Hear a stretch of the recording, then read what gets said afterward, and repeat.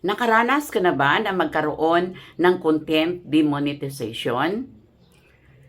Kung ganon, ang Reels na ito ay para sa iyo. Ano-ano ba ang mga dahilan kung bakit nagkaroon tayo ng pagkawala ng ating mga earnings? Ito ay bigla na lang na naging zero, or pwede rin ito ng mga pointers sa mga hindi pa na-monetize. Ang una na dahilan ay ang pagkaroon natin ng repetitive words engagement. Oo, ang palagi na lang nating ginagamit na mga salita ay pariyo-pariyo lang sa pag-comment o pag-engage natin. Repetitive use of words on the comments section. Tulad ng congratulations, nice, beautiful, good, delicious, at iba pa na pareho lang ang ginagamit natin. Yan ay magkaroon ng pag-monitor ni Meta sa iyong comment section or engagement. Pangalawa, repetitive caption of the content. Ano ang ibig sabihin nito? Pariyo-pariyo lang ang ating caption sa ating mga content, sa ating video, pariyo-pariyo, walang pagbabago. Sa format, ganun din ang ginagawa natin ng mga words, repetitive choices of words sa caption.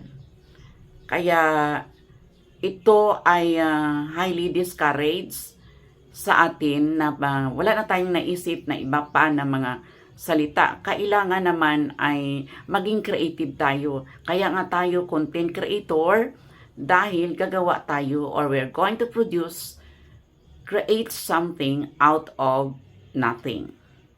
Ikatatlo na dahilan na signals, or ito ang tinatawag ko na mga dahilan ng demonetization.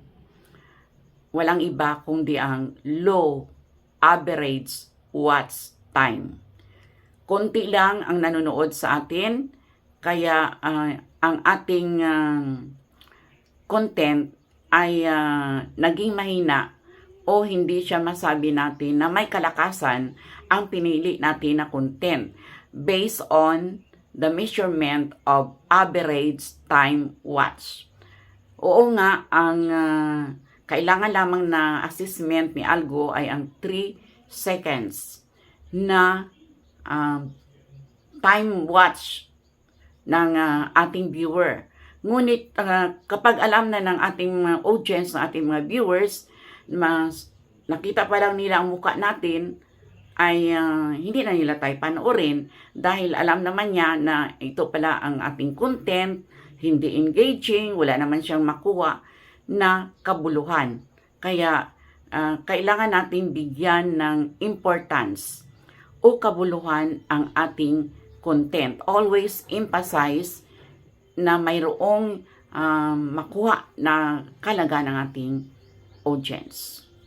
So, ito lang muna ang aking mga lesson learned, ang mga dahilan na walan tayo ng earnings or our content monetization ay binawi sa atin ni Sir Meta dahil sa mga dahilan na binanggit ko.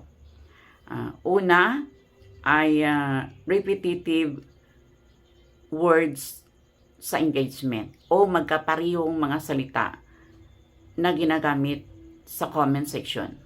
Pangalawa, paulit-ulit repetitive caption na ginagamit natin sa ating mga video. Pangatlo ay mababa ang watch time na na-register sa ating profile o sa ating page. Kung mayroon kayong natutunan sa aking karanasan, ay paki-likes, comment, and share naman sa iba na kapwa content creators natin. Kasali na ang mga regular Facebook users. I am your teacher vlogger, teacher na vlogger pa. Live and alive, alert, awake, and enthusiastic. Somewhere here in the life is here, Davao City. Mabuhay, magandang buhay, mabuting tao. Mabuhay, mabuting tao, magandang buhay. Long live good person, good life. Long live good life, good person, you. Thank you for watching. See you in my next vlog. Mabuhay!